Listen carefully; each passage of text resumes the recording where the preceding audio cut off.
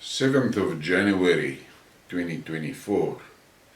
This is a loose cannon, and it is going to be a few wild shots. I'm sitting here, it's just past midnight, and I'm paging through my social media, and I see a lot of news headlines that is quite disturbing. But before I start with that, I need to make something clear. You will hear me refer to the clever blacks a lot, because it's my personal opinion that they are responsible for a lot of the problems that we are facing currently. Why do I say that?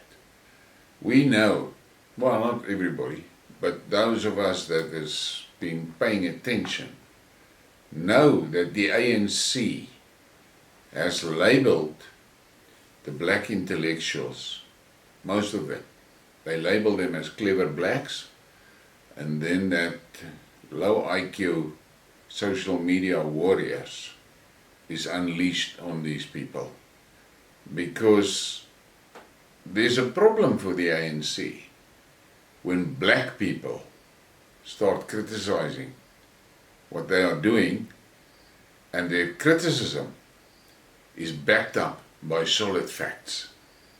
There's a problem for the ANC then.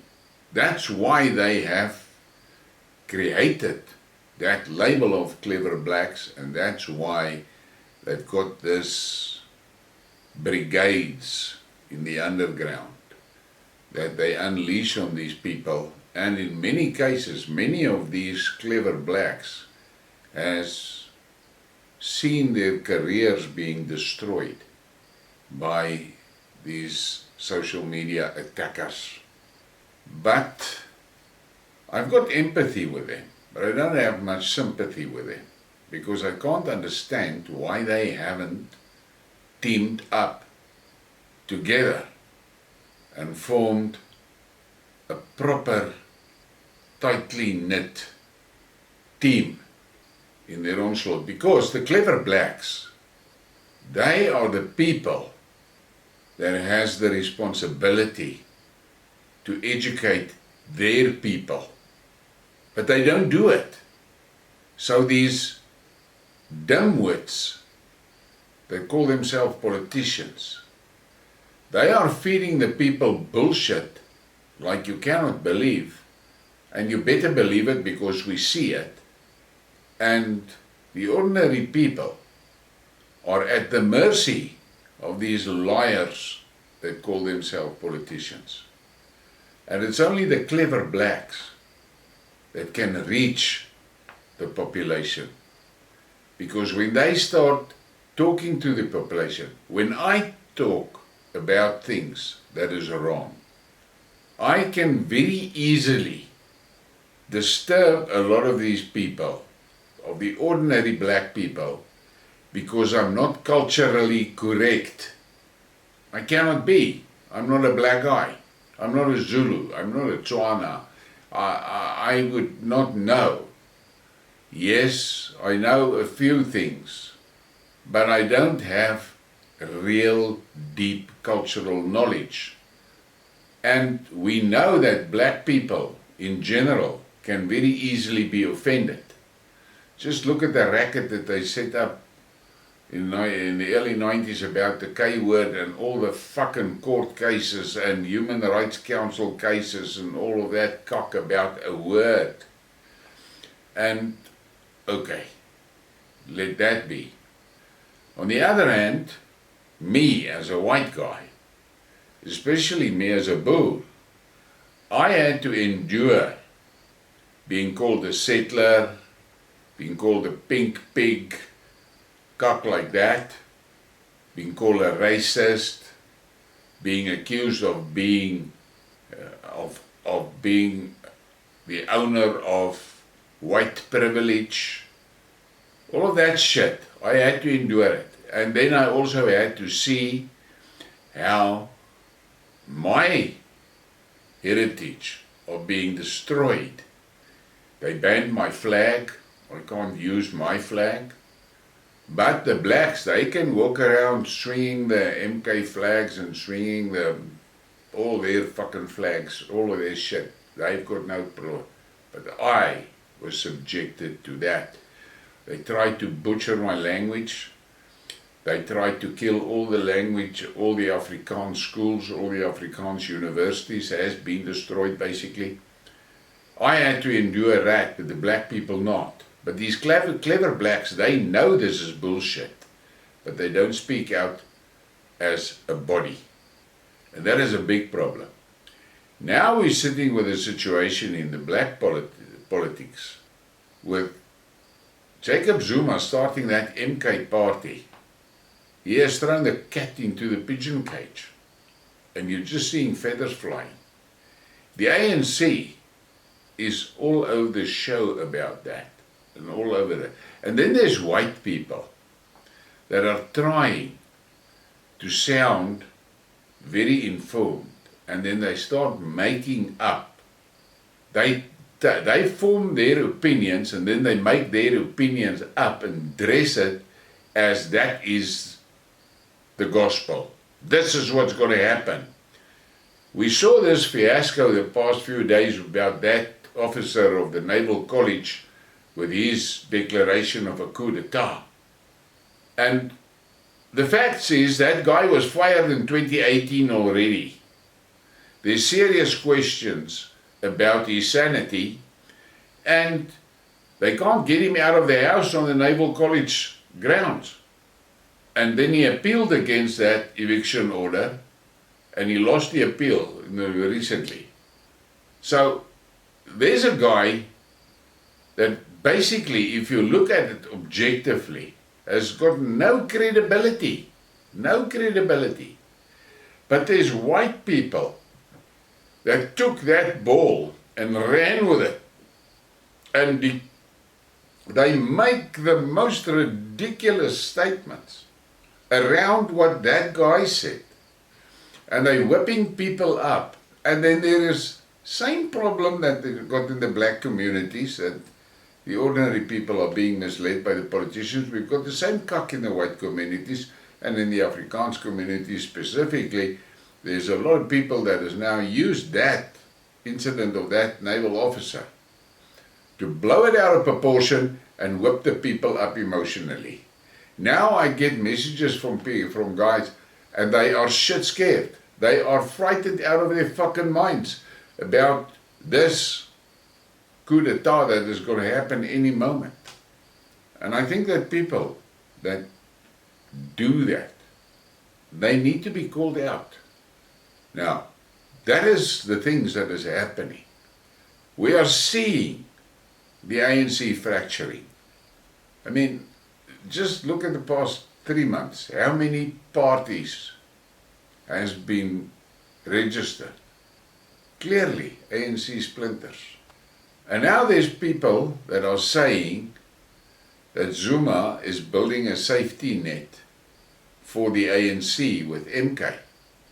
Zuma will catch the disgruntled ANC voters, and after the election just take them back into the ANC. Now the people that are talking that type of shit obviously did not really follow Zuma's career.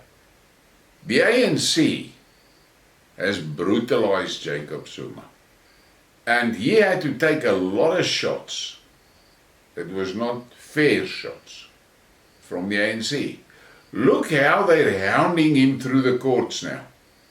He's an old guy, but they don't give him rest. They're on top of his case all the time. He's constantly in the courts. Why are they doing that? And then there's guys that think that Jacob Zuma has got a lot of love for the ANC. Yeah, he made that statement where he said he will not resign from the ANC and so forth. But this is another fucking problem we have. There's a lot of these whites, and I'm going to call them stupid whites, that they focused on Zuma's Standard 3 qualification. And they use that to come to a conclusion that Zuma is stupid. What the fuck are they talking about? That guy is clever. And his cleverness is not broken. He may only have a standard 3, but he's an intelligent guy and he's an extremely well-respected strategist. And that is why he's outmaneuvering the ANC, because he's 3, 4, 5 steps ahead of them all the time. I've listened to interviews with Zuma in which one interview he was discussing, the interviewer asked him about his love for playing chess. Now, chess is not a game that is popular among blacks. But yeah, you sit with Jacob Zuma, he loves playing chess. And he is honest about it. He says he's not a chess master, but he loved to play chess. And he made a few comments around the game of chess that made me understand him better. So if you think that Zuma has put up MK to prop up the ANC, I think you're making a big mistake. I'm going to be wild with my opinion. If I look at what he's doing with MK and what he is currently doing in Natal politically and so forth, it is my opinion that he's setting Natal up for a unilateral declaration of independence. He knows what Cyril is planning for South Africa. And I've spoken about it in many of my skidmarks. I am convinced that the end goal of Cyril and his XXX handlers is the balkanization of South Africa. Now, you may differ from me, and that's good, that's your right. But don't be misled by incidents which you don't understand and you do not see how or have any knowledge of how it plays culturally. My information is that MK has got a problem in Natal, specifically in the southern part of Natal, because of historical issues. Is Zuma going to overcome it? I don't know, he may. But we have a situation that in the black nation, the black community, the black portion of the nation, there's a lot of undercurrents there. And you can see on social media, on Twitter, last week, there was a moor of a fight between Zulus and Vendas. Not person to person, Zulu against Venda. So, keep that in mind before you start spreading this type of shit like from that naval officer and things. The clever blacks has got a responsibility towards their nation, and they need to make sure that they do everything that they can to educate the ordinary people that are not so educated. They, the clever blacks, had the privilege of getting educated and getting clever. But they cannot keep that cleverness in their pockets. That is selfish. They need to use that cleverness to build their nation up. But that is their problem. That is not our problem, my problem. My problem is we have been systematically pressurized and marginalized over the past 30 years. And the political party that is generally expected to look out for the Afrikaner and the Boer, they're not doing that. They were looking out for the elite in the Afrikaner community. And fuck the rest. Look at what happened now at Orania. Everybody makes a lot of stories about Orania. My position on Orania is clear. Orania is a business and that's the end of the story. And it is run like a business. And I have serious issues with the owners of Orania. Because there's Soros money involved, there's XXX influence there. That makes it for me immediately no go. But that's my opinion. But if we look at what the Freedom Front Plus did not do for the whites, it is now in Oranje when that caravan park got flooded. That's the poor people from Oranje that's living in that caravan park. How much assistance did they get? Was the Freedom Front there to help them? Was Solidarity there to help them? Was AfriForum there to help them? I haven't seen any articles or news clips or things like about that. All I know is that those people were struggling on their own. I've heard heart-wrenching voice clips that were sent around on WhatsApp. So this is where we are. The white community of South Africa is subjected to affirmative action, BEE. And we are now getting information of how BEE has really fucked our country. A large part of the woes of Eskom can be attributed to BEE and affirmative action. But they will deny it. But they can deny as much as they like. The fucking lights are off, it's off. Doesn't matter how they spin their shit, the power is off. There's no lights.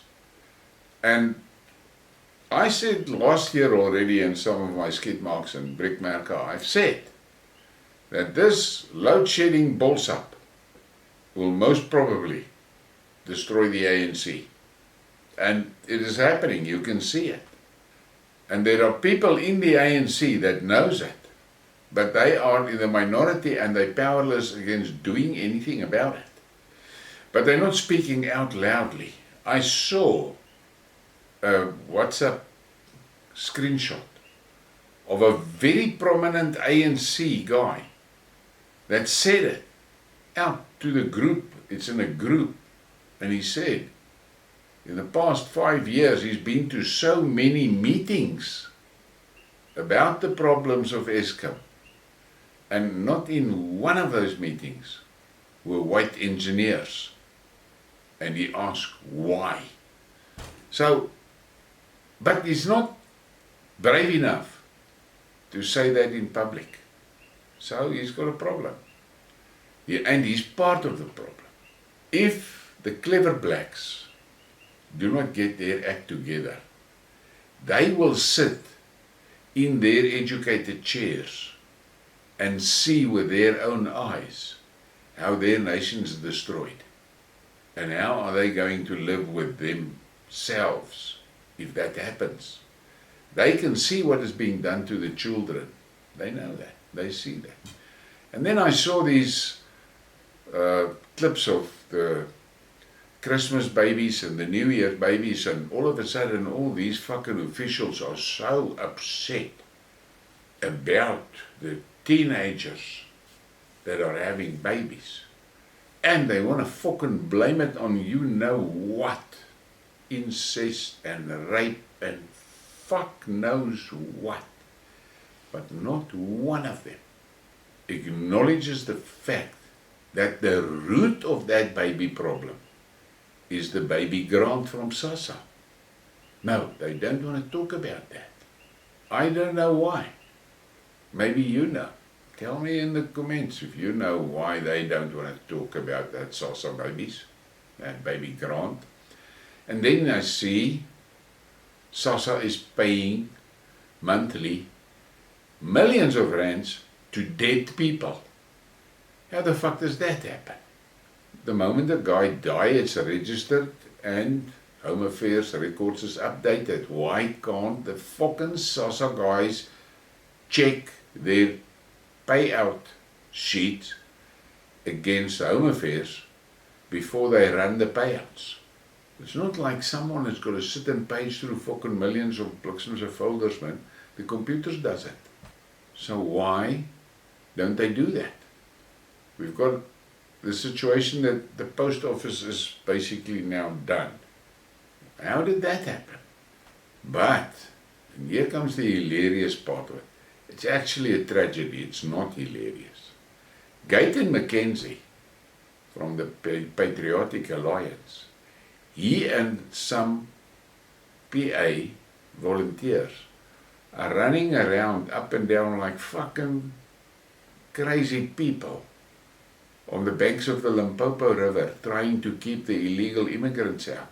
What the fuck is that? How did our country land in this position that a politician and volunteers is protecting our northern border?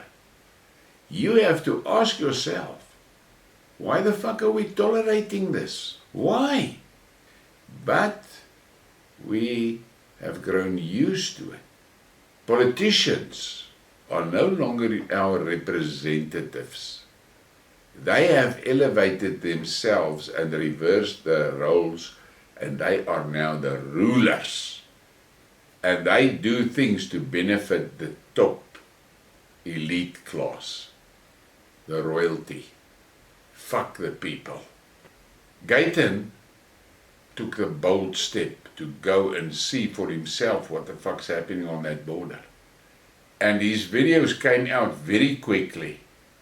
Why didn't the DA, the EFF, and the Freedom Front, why did they not join him?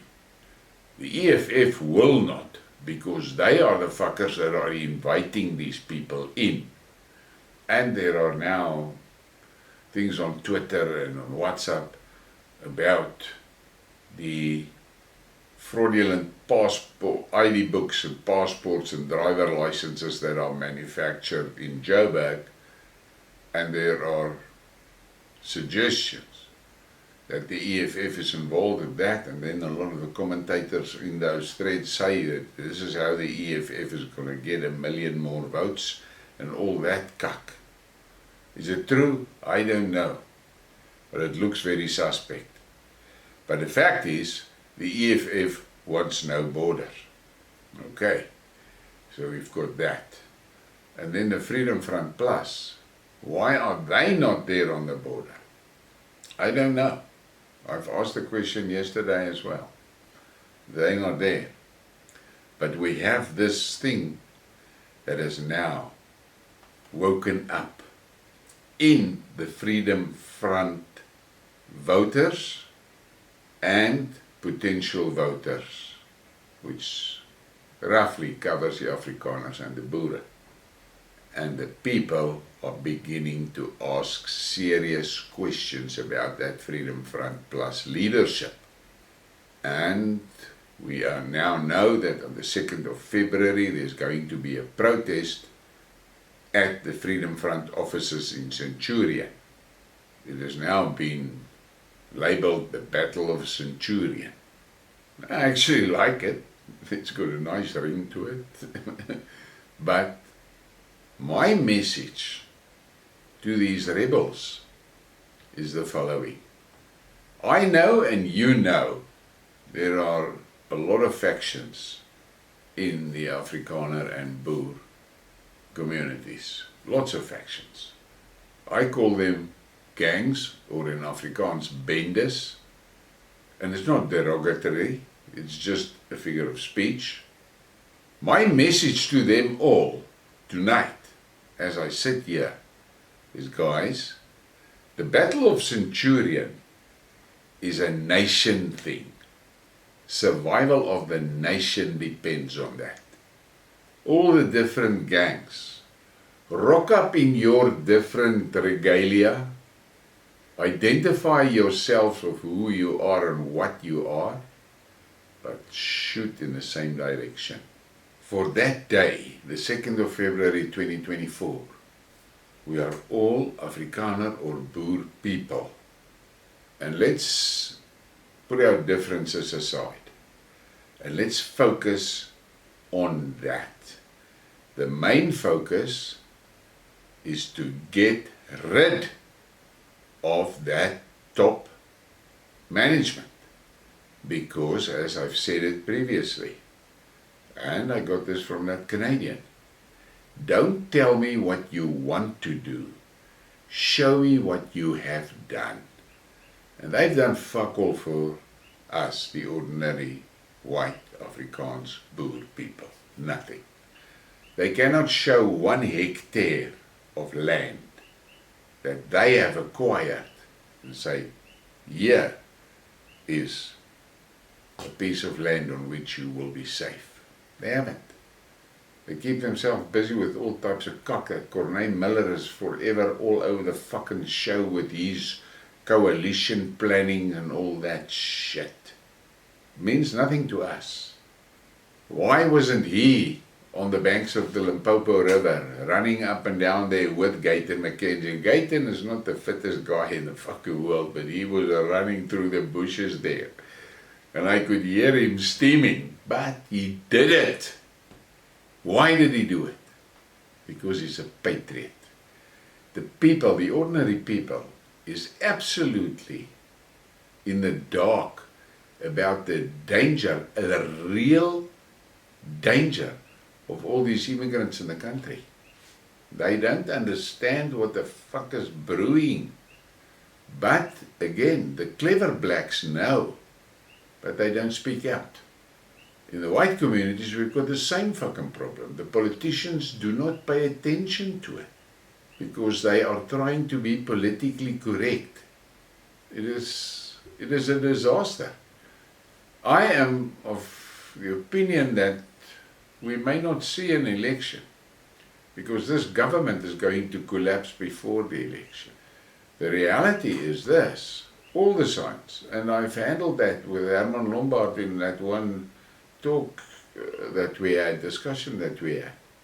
Financially, the state is done. The Minister of Finance himself said by end of March it's going to be a mood of a problem unless they get funds from somewhere. Take note, funds from somewhere. Where the fuck is that? They have used basically all the state assets that are there and still state assets as security against all the fucking billions of rands that they've borrowed. So they don't even have assets left. Eskom is tethering on the edge of the cliff. It's going to take brute force to pull it back. Who's going to apply that force? That is a good question. We talked about it last night. Me and Nico Creer talked about it last night. The talk show is on the channel. You can go and listen to it. It is horrible what's going on.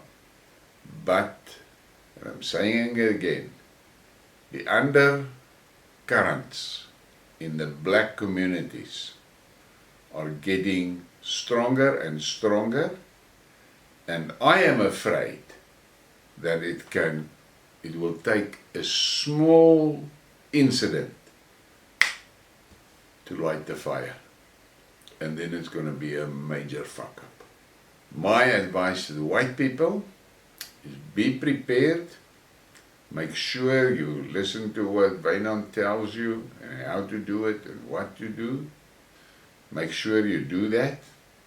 Pay attention to the advice, and then focus and concentrate to stay out of the crossfire, because that is going to be very dangerous. Once these blacks decide they've had enough of this shit, it's going to be violent in the communities. Malema can stand on the stage and make all his speeches and all his cuck, and he always makes the assumption that 65 million blacks against 4 million whites. He never acknowledges or considers the reality that 65 million blacks consists out of hundreds of clans and tribes. And in that is a hell of a lot of unsettled scores. So, it's going to be a tough time. We need to be awake, but don't lend your ears out. And especially with cock like that naval officer shit. Each one of you that shared that message must understand that you contributed to the tension among the white people today. If you share that message, you contributed. And I have spoken previously about this. Before you share a thing, just sit for a moment and think about what you are seeing or hearing. Use your brain, use your common sense. And then make sure that the destination where you want to share it to, that it hasn't been shared there already fucking 15 or 20 times. There is an illness in a large portion of the WhatsApp users specifically, and it is this uncontrolled urge to share. Many times they themselves, they don't read the article, or they don't look at the video, they don't watch the video, they just share. On my group, I'm trying to get the people to understand that if they want to share a video there, they must share the video with their commentary about that video. And there is many of them that do it, but there are some that are not doing it. And many times when I see that type of shit being posted, I just delete. So think about this before you share. Just look, click the link. There we had that story of a week ago. It was a big story about those 3 corpses that were found on top of that bakkie, and there was people that were going the normal route of farm murders and cock. Now it comes out the fucking son that did it. A family member did it to the other member. So, think before you share. Just listen to the video or read the article and think about it. There's enough tension in our community. We don't need to drive the tension up with fake news or semi-fake news or bullshit. And there is commentators that take these things and then they make their comments as if it is the gospel. That is not correct. You know me. I've got a lot to say about a lot of things. But I tell you when I'm going to give you my opinion. Otherwise, I just give you the facts. And that is what we as commentators must be careful of. That we don't promote our opinions as being the truth or being the gospel. That we must be careful of. Well, it's late, and I'm sure things are going to sort out themselves a lot. We have got danger in the situation that emotions can trigger uncalled for shit or unexpected shit, and each one of us must be very aware of that danger and make sure that we don't contribute to it. Let's rather look at these things, read it, and think twice before you share.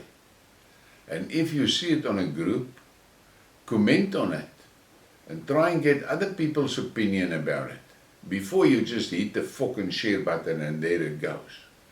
That is the problem that we have. People share the stuff too quick. And as I say, it makes me the bliksem in when people share shit that they haven't read themselves or haven't watched themselves. And I can shut people out, ask them what happened here, and they can't answer. Then I ask myself, why the fuck did you share it? If you haven't watched it, why the hell do you share it? You did not watch it, but you want me to fucking watch it. Think about that one. Please give me a like and a subscribe and share the thing. I really appreciate your support, and again I want to thank the people that are supporting the channel financially. I really appreciate that. Have a great day.